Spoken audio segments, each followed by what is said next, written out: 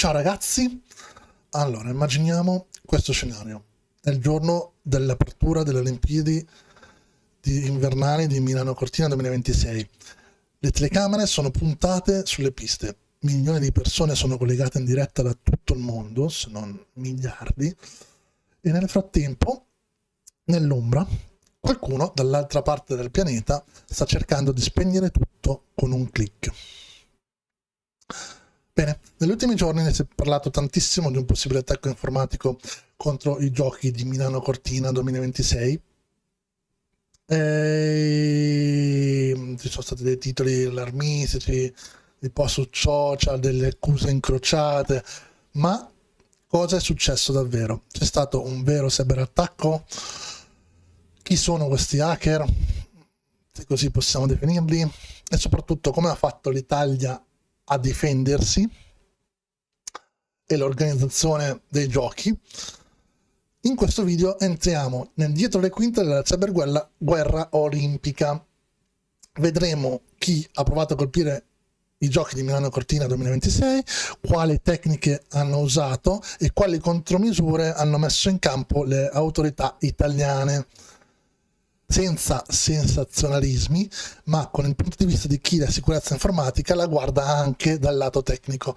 Quindi se ti interessano hacking, cyber security e grandi eventi internazionali come questo di cui stiamo parlando, resta fino alla fine perché ti farò vedere come una semplice andata di traffico può mettere in crisi un hotel, un sito istituzionale o addirittura un'intera Olimpiade.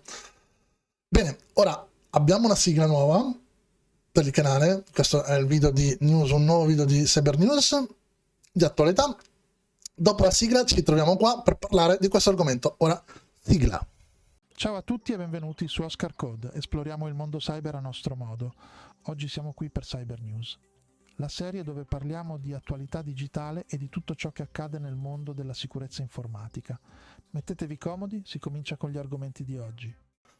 Partiamo da una domanda semplice. Perché un gruppo di hacker dovrebbe prendersela con le Olimpiadi? Le Olimpiadi ci sono state ovunque e sono il simbolo della pace per alcune persone.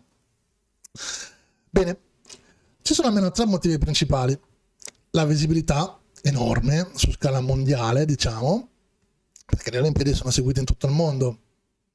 Se ti capita così proprio di far cadere il sito ufficiale delle Olimpiadi, apriti cielo, ne parleranno in tutto il mondo e quindi l'obiettivo degli hacker è anche quello, far parlare delle proprie azioni. È una pubblicità gratuita potentissima, è anche un simbolo politico perché ogni edizione è collegata da un paese o a un governo e ha delle scelte geopolitiche precise. Colpire le Olimpiadi di un certo paese significa mandare un messaggio a quel governo, ovviamente. E poi è un ecosistema digitale enorme, perché dietro i giochi non c'è solo il sito ufficiale che puoi buttare giù, ci sono una miriade di funzioni, di cose, tipo il sistema di ticketing, quello che vende i biglietti,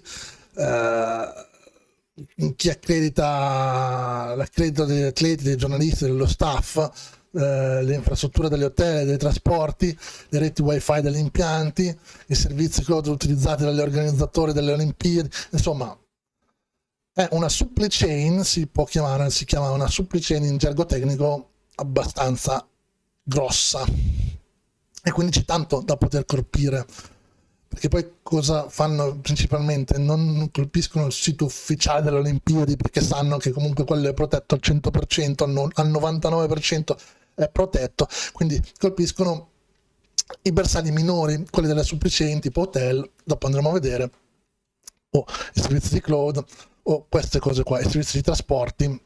Per capire i giochi olimpici invernali di Milano Cortina dobbiamo fare prima un passo indietro, perché non è la prima volta che i cybercriminali fanno dei cyberattacchi prendendo di mira i giochi olimpici. A Pyeongchang nel 2018 in Corea del Sud è successo qualcosa di grosso che ha iniziato a muovere gli esperti di cybersicurezza. Un malware che poi è stato soprannominato Olympic Destroyer ha colpito l'infrastruttura IT dei giochi. Il risultato è stato che il sito ufficiale delle Olimpiadi è andato offline, il sistema per stampare biglietti non funzionava più e in alcune strade il wifi è stato interrotto, in alcuni hotel, in alcuni posti, diciamo, il wifi è stato proprio interrotto, non si riusciva a fare nessuna comunicazione attraverso wifi o onde radio. In pratica non c'è stato nessun furto di dati clamoroso, ma un attacco di sabotaggio con impatto mondiale, perché chi doveva entrare nello stadio aveva problemi ovviamente perché i biglietti non poteva prenderli. Chi cercava info online dall'altra parte del mondo magari non trovava il sito e i servizi wifi delle città coreane erano praticamente in tilt e quindi è stato anche un ritorno d'immagine non molto carino. Quindi poi dietro questo malware c'è stata una vera guerra di attribuzione perché vari paesi si sono scambiate accuse su chi deve essere sviluppato e perché. Ma adesso queste cose esulano da quello che vogliamo capire, perché quello che ci interessa qui è il concetto. Non sempre gli hacker vogliono rubare i dati, a volte vogliono solo creare caos in un momento delicato come quello delle Olimpiadi e farsi una pubblicità gratuita, diciamo, per poter poi vendere i propri software a un prezzo più alto nel dark web o nel deep web, diciamo, nei loro canali. Perché vedi, questo software ha fatto questo, ha messo in crisi un'Olimpiade intera e cavolo, te lo vendo a 100.000 euro. Mettiamo il caso. Ora passiamo a Tokyo 2020 e poi Parigi 2024. Il livello di preparazione di quelle Olimpiadi è stato molto più alto, anche guardando a quello che è successo in Corea. Le autorità hanno parlato di centinaia di milioni di tentativi di attacco bloccati. A questo punto c'è stato un tentativo di attacco di phishing, di scansione di vulnerabilità, di DOS, tentativi di intrusione su sistemi di ticketing e di cloud, di piattaforme cloud. Quindi il pattern è chiaro. In Corea ci mostra che un attacco può davvero causare danni e disservizi visibili. Invece Tokyo e Parigi ci dimostrano che se ti prepari bene puoi bloccare la stragrande maggioranza degli attacchi prima che facciano danni. Quindi qui con questi background arriviamo alla Olimpiade Milano Cortina 2026. C'è da dire che anche fare delle piccole premesse ancora, perché queste Olimpiadi di Milano Cortina 2026 si svolgono in un contesto particolare. Ci sono vari conflitti, c'è il conflitto tra Occidente e Russia, c'è un'Italia schierata da una parte, ci sono delle cose geopolitiche particolari e quindi in questo scenario l'evento olimpico italiano diventa automaticamente un obiettivo di propaganda per gruppi hacker di qualsiasi nazione e potenzialmente anche legate a strutture ostili. Ok, cosa succede? Già nei mesi prima delle Olimpiadi dei giochi, dell'apertura dei giochi, vari esperti di sicurezza e agenzie nazionali e stampa specializzata parlavano di possibili attacchi di DOS contro i siti italiani, istituzionali, governativi o anche delle Olimpiadi stesse, campagne di phishing e truffe online a tema Olimpiadi, anche queste particolari. Attenzione anche quando comprate biglietti, attenzione che siano i siti ufficiali con SSL, HTTPS e non sia un sito di phishing che ti porta su un sito coreano che ti vende un biglietto coreano che poi non vale, vai là e non puoi entrare. Attenzione anche ai tentativi di intrusione in sistemi collegati all'evento stesso, dagli hotel ai fornitori di servizi digitali, quello che dicevamo prima, la supply chain, cioè hanno provato a violare la supply chain, ovvero gli hotel e fornitori di servizi digitali come cloud, eccetera, per poter avere un punto d'appoggio e poi attaccare piano piano anche quelli che stanno sopra la supply chain. E quindi ci sono state anche, queste addirittura possibili operazioni di spionaggio mirate. Questo però è una roba da servizi segreti, James Bond, diciamo, 007. No, però questo è quello che allarmavano vari esperti di sicurezza ancora prima dei giochi, prima dell'inizio dei giochi. A quanto pare ci sono stati degli episodi concreti di tentativi di violazione di tutti questi supply chain. Quindi uno dei nomi che torna spesso quando si parla di attacchi contro l'Italia negli ultimi anni è un gruppo di attivisti hacker filorussi, perché attivisti e hacker sono due cose diverse. Non li dobbiamo confondere come fanno certi giornali. Gli attivisti sono quelli che si battono contro una certa legge, ma nel proprio paese non vanno fuori. Gli hacker sono quelli che fanno azioni criminali fuori dal proprio paese anche. Quindi questo gruppo di hacker, noto come NoName 057, vi ricorda qualcosa? Ne abbiamo parlato nei nostri short, in alcuni di quelli che devono ancora uscire forse la domenica. Andate a vedere, poi collegheremo anche questo video. Questo gruppo di hacker si è specializzato in attacchi di DOS, quindi non sono attacchi svolti per chiedere un riscatto, per avere dei soldi indietro, per queste cose qua, sono semplicemente degli attacchi dimostrativi che loro poi dicono vedi, abbiamo colpito il sito, è andato offline e adesso tu hai un ritorno d'immagine bruttissimo rispetto a prima, no? Ok, questo gruppo però ha degli obiettivi abbastanza chiari.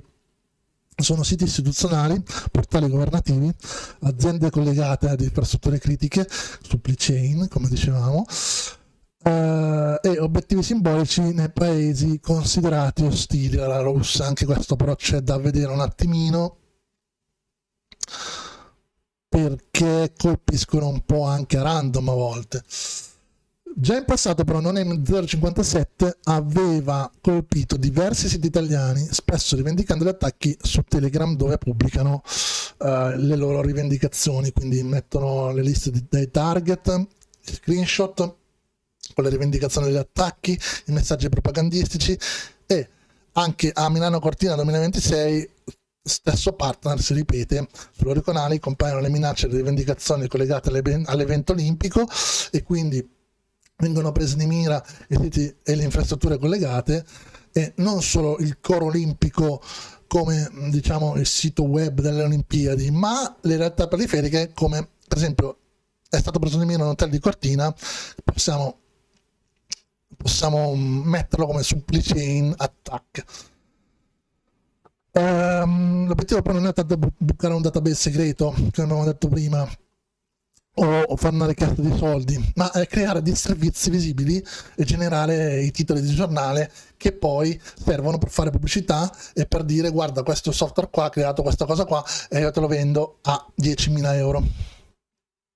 Accanto a questi gruppi di hacker, le autorità italiane poi hanno parlato anche apertamente di attacchi di origine russa rivolti contro le sedi del Ministero degli Esteri. Attenzione, quindi attacchi di origine russa, probabilmente anche governativi a questo punto, e contro alcuni sistemi collegati alle Olimpiadi, sempre nell'area di Milano Cortina. Qui entriamo un po' nella zona ibrida, perché da un lato ci sono gruppi di hacker e dall'altro possibili operazioni di cyberspionaggio o cybersabotaggio riconducibili a interessi statali. Quindi sono, come prima, due cose diverse. Ora entriamo un po' nel tecnico, ma senza esagerare, perché già le cose sono già abbastanza tecniche di per sé. Che tipo di attacchi sono stati lanciati contro Milano Cortina e i suoi dintorni? La supply chain.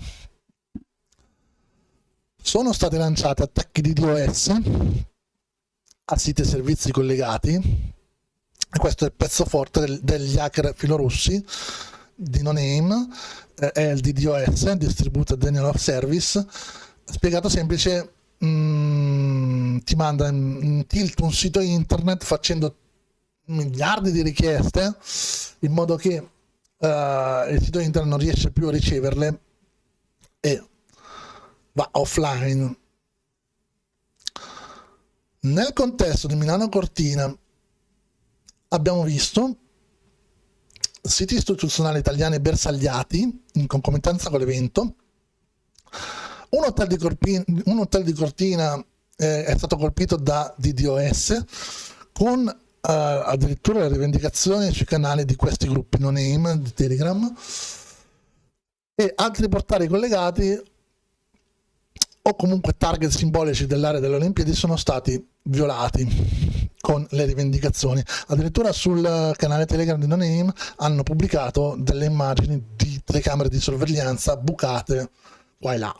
Insomma, come abbiamo detto anche prima, l'obiettivo di queste cose non è rubare informazioni, ma dimostrare di poter creare un caos proprio mentre il paese sta sotto i riflettori del mondo intero. Oltre ai DDoS ci sono state anche campagne di scansione di vulnerabilità su siti, API e server collegati all'ecosistema olimpico. Questo vuol dire che sono stati usati dei software che usano i pen tester, chi fa scansione di vulnerabilità, per capire se dentro un sito c'è qualche vulnerabilità sfruttabile. Loro lanciano una serie di comandi apparentemente innocui perché non fanno danni, però con questi comandi, anche senza fare danni, capiscono se un certo comando ha bucato un certo script, anche senza fare danni. Ci sono stati tentativi di forzare con le brute force dei login deboli, quindi sfruttare configurazioni errate o bug noti non patchati, insomma. E c'è stato un interesse verso obiettivi indiretti tipo gli hotel, come abbiamo detto prima nella supply chain, gli hotel, i fornitori di cloud, i fornitori locali. Perché questo? Perché questa è una tecnica classica, perché invece di attaccare il cuore, come abbiamo detto, abbiamo spiegato un po' anche prima, super protetto delle Olimpiadi, cerchi un anello debole nella sua supply chain. Cercando un anello debole nella sua supply chain arrivi al cuore, perché magari un'azienda che fornisce servizi di logistica o un sito di prenotazione non messo bene a livello di sicurezza, tutto questo rientra nella fase di ricognizione dove l'attaccante mappa il terreno per capire dove conviene davvero entrare. Se io trovo una falla nel sito di prenotazione dei ticket, ti creo innanzitutto un disservizio lì e poi inizio a crearti un disservizio anche da un'altra parte che ha la stessa falla. È una propaganda continua. Questa è pura propaganda, perché poi gli attacchi fanno danni visibili ma non creano quella cosa criminale di chiedere soldi o chiedere qualcosa, un riscatto per i gruppi che hanno preso di mira l'Italia usano i social e soprattutto Telegram. No Name usa dei gruppi Telegram per parlare fra di loro e per parlare al pubblico, quindi rivendicano attacchi lì, pubblicano screenshot di pannelli di controllo, pagine login o perfino telecamere di sorveglianza, come abbiamo detto prima, e collegano ogni azione a messaggi politici, soprattutto ai messaggi politici attuali, di attualità delle guerre che ci sono in giro nel mondo, in Europa, eccetera. Quindi anche un attacco tecnicamente semplice se associato a un grande evento come le Olimpiadi, diventa materiale perfetto per fare rumore. Abbiamo colpito l'Italia durante le Olimpiadi, ecco, con questo software, e questo software ora te lo vendo a 10.000 euro, abbiamo detto ancora prima. Poi comunque intorno ai grandi eventi c'è sempre un ecosistema di criminalità opportunistica, nel senso sono i mail di phishing che imitano le comunicazioni ufficiali, i finti siti di ticketing o shop di merchandise fasulli. Qua c'è da stare molto attenti perché capita molto spesso che qualcuno, anche nei siti di viaggio delle compagnie aeree, e qualcuno prende un biglietto, poi va lì alla cassa e il biglietto è no, ma il biglietto è falso, e tu rimani fregato al 100%. Attenzione bene ai siti dove andate a comprare questi biglietti, deve esserci SSL, prima di tutto l'HTTPS, e deve essere un sito riconosciuto ufficiale delle Olimpiadi o di quello che state comprando, insomma. Ci sono state anche campagne di ransomware che prendono in mira le aziende dei fornitori. Ecco, queste sono più disastrose perché poi richiedono ricatti. Loro sperano che in un momento in cui le Olimpiadi, insomma, se ti colpisce un ransomware e ti cripta tutto il disco fisso, tu hai pochi giorni per rimetterti in piedi e sperano di prenderti i soldi.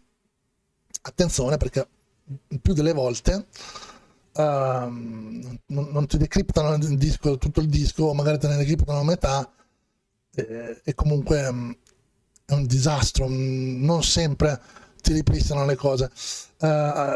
Volevo fare anche una precisazione su questo, che l'FBI mette a disposizione, a proposito di ransomware, dei siti FBI e Interpol, sono in collaborazione. C'è un sito proprio in cui le aziende colpite da ransomware possono andare a vedere se quel tipo di ransomware che ha colpito loro, l'FBI e l'Interpol mette a disposizione dei decrypter, quindi assolutamente gratuiti, che possono decriptare tutto il disco senza andare a pagare questi ricatti che vengono fatti, no? Passiamo poi all'altra metà della storia, come si è difesa l'Italia. Quindi dietro a Milano Cortina c'è un lavoro enorme di coordinamento tra la Fondazione di Milano Cortina 2026, la Polizia di Stato e in particolare i centri operativi per la sicurezza cibernetica, il Ministero degli Esteri e gli altri ministeri coinvolti e altre agenzie, tipo l'Agenzia di Cybersicurezza Nazionale. Vediamo i punti chiavi. L'Agenzia di Cybersicurezza Nazionale intanto ha siglato un'intesa con la Fondazione Milano Cortina per la formazione e la mappatura delle superfici di attacco legate ai giochi e la formazione del personale, condividendo in tempo reale anche threat intelligence su gruppi criminali e sulle tecniche emergenti, e formando anche il personale su le tecniche emergenti di phishing, di tutte queste cose. Quindi è stato costruito un ecosistema di difesa centralizzato che prende anche lezione da quello che è successo in Corea, Tokyo e Parigi, insomma quello che abbiamo detto prima. Poi c'è la Polizia di Stato, che questo è un ruolo fondamentale secondo me, dei centri operativi sul territorio, perché la Polizia Postale e i centri operativi per la sicurezza cibernetica delle regioni coinvolte, quindi Lombardia, Veneto e Trentino Alto Adige, hanno lavorato in sinergia con l'organizzazione dei giochi, ovvero che hanno coordinato le azioni cibernetiche con le azioni sul posto dei propri agenti della Polizia di Stato. Quindi c'è la presenza di personale specializzato sul territorio durante l'evento. Ci sono dei canali diretti di comunicazione con gli operatori IT nelle strutture olimpiche degli enti locali, e ci sono delle procedure per reagire velocemente a incidenti tipo DDoS, intrusioni, segnalazioni o tentativi di estorsione. In parallelo alla sala operativa di ordine pubblico c'è di fatto una sala operativa cyber, ok? Che comunicano fra di loro. E questa è una cosa molto importante, nuova, che è stata fatta, ed è una delle cose più dell'Agenzia di Cybersicurezza Nazionale molto importanti della nostra polizia. C'è stato anche un rafforzamento del Ministero degli Esteri che ha creato una nuova direzione dedicata proprio alla sicurezza. Ultimamente se ne è sentito parlare, che ha permesso di rilevare in anticipo alcuni attacchi di origine russa, mettere in atto contromisure prima che causassero danni concretamente visibili, e quindi tipo DDoS mitigation, il monitoraggio avanzato dei log e le regole più severe sull'autenticazione, sugli accessi dall'estero, sulla VPN e autenticazione a 2 fattori. Sempre. Il messaggio politico è chiaro, ovviamente. Non solo si sono visti arrivare gli attacchi, ma sono stati anche bloccati, questa volta in fase, alcuni sono stati bloccati in fase di preparazione, non solo bloccati all'arrivo, ma anche in fase di preparazione. Quindi c'è stato un hardening tecnico dell'infrastruttura olimpica. Sul piano tecnico puro, dietro le quinte troviamo una segmentazione delle reti, troviamo del patch management aggressivo, troviamo dei penetration test e attività di red teaming e blue teaming. Blue teaming ne abbiamo parlato nei nostri short, forse futuri o forse passati, vedremo un po', andateli a vedere. E ci sono stati dei SOC dedicati che lavorano 24 ore su 24 sfruttando strumenti di analisi automatica e intelligenza artificiale. C'è stata anche la formazione che è un fattore molto importante, perché è un fattore umano. Io dico sempre che l'umano è il punto più potente della catena, non è quello più fragile, proprio perché alcuni vogliono che sia quello più fragile, ma in realtà è quello più potente, perché l'umano ha una testa, c'ha il cervello che la macchina non ha. Quindi l'umano può scegliere, e devi scegliere essendo formato. Quindi se tu mai ti formi, rimarrai sempre il punto debole. Se tu ti formi, sarai il punto più difficile da superare. Ok? Quindi la formazione anche è stata importante. La formazione dello staff e dei volontari su phishing, gestione delle credenziali e dispositivi personali. Linee guida per l'uso delle reti wifi nelle strade, e ci sono state anche delle simulazioni di crisi cyber per testare le procedure di risposta delle persone. Voglio dire, a cosa serve avere il firewall più avanzato nel mondo se qualcuno clicca sul link sbagliato, ti porta dentro il dispositivo e ti fa un disastro, e il problema torna sempre lì. Conclusione, c'è stato davvero un attacco alle Olimpiadi? Arrivate a questo punto la domanda è inevitabile. Possiamo parlare di attacco hacker alle Olimpiadi di Milano Cortina 2026? La risposta onesta, diciamo, è dipende da cosa intendiamo per attacco. Se parliamo di un mega attacco devastante in stile film hollywoodiano, tipo un disastro, gare fermate, luci spente, atleti bloccati, la risposta è no, non c'è ancora stato un attacco di questo tipo, non credo che ci sarà, non spero che non ci sarà. Se invece attendiamo campagne di DOS, tentativi di intrusione, operazioni di propaganda e attacchi sventati, allora sì, Milano Cortina è stata tuttora un campo di battaglia digitale, però fortunatamente ancora bloccati, alcuni bloccati addirittura alla nascita. Quello che è emerso finora è che gruppi filorussi hanno preso di mira l'Italia proprio in occasione dei giochi con attacchi di DOS a hotel e siti simbolici certificati. Ci sono stati dei tentativi di attacco di origine russa verso il Ministero degli Esteri e dei target collegati all'evento, e c'è stato un sistema di difesa che almeno per ora ha funzionato bene, impedendo che questi attacchi si trasformassero in un blackout olimpico come è successo in Corea. Allora, cosa possiamo imparare come comunità che si occupa di tecnologia e sicurezza dall'esperienza di Milano Cortina 2026? Primo, i grandi eventi saranno sempre bersagli digitali, sempre. Non si torna indietro. Ogni futuro mondiale, europeo, Olimpiadi che avrà una dimensione cyber da gestire, quindi ci saranno sempre queste cose, che sia un mondiale di calcio, un europeo di calcio, un mondiale di tennis o altre cose. Secondo, la preparazione fa la differenza. Come ho detto prima, in Corea, la Corea ci ha mostrato cosa succede quando un malware pensato bene colpisce al momento giusto. Invece Tokyo e Parigi e adesso Milano Cortina dimostrano che se si investe nella sicurezza puoi trasformare un potenziale disastro in una serie di incidenti limitati, ok?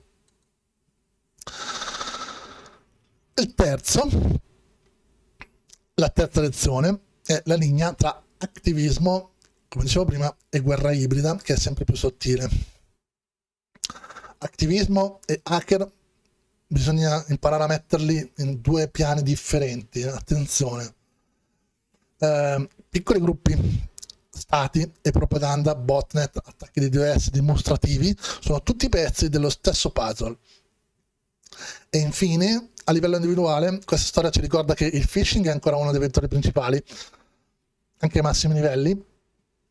Attenzione ai ticket, attenzione alle prenotazioni, anche gli hotel e tutte queste cose.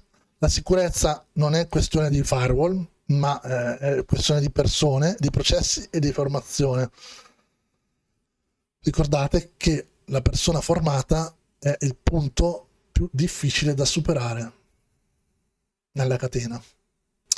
Diciamo anche che quello che succede all'NPD è una versione amplificata di quello che succede tutti i giorni alle aziende, alle piccole aziende, anche alle medie aziende, anche alle grosse aziende, alla pubblica amministrazione e perfino alle nostre infrastrutture domestiche. Se poi questo tipo di analisi ti interessa e vuoi altri video su come vengono gestiti gli attacchi informatici nei grandi eventi o sui casi reali di malware come Olympic Destroyer, fammelo sapere nei commenti, perché facciamo anche degli short informativi che poi dopo pubblicheremo. Iscriviti al canale e lascia un like, iscriviti per supportarmi, mi raccomando, perché siamo ancora in pochi ma buoni, ma se ti iscrivi tu saremo ancora più buoni. Lascia un like se il video ti è piaciuto, se ti è stato utile, e condividilo con qualcuno a cui piacciono questi interessi di hacking, cybersicurezza e retroscena tecnologici dei grandi eventi. Io vi ringrazio per essere stati fino a qua con me. Migliorerò col tempo, migliorerò, lo prometto. Vi mando un salutone, ciao ciurma, alla prossima e restate sintonizzati.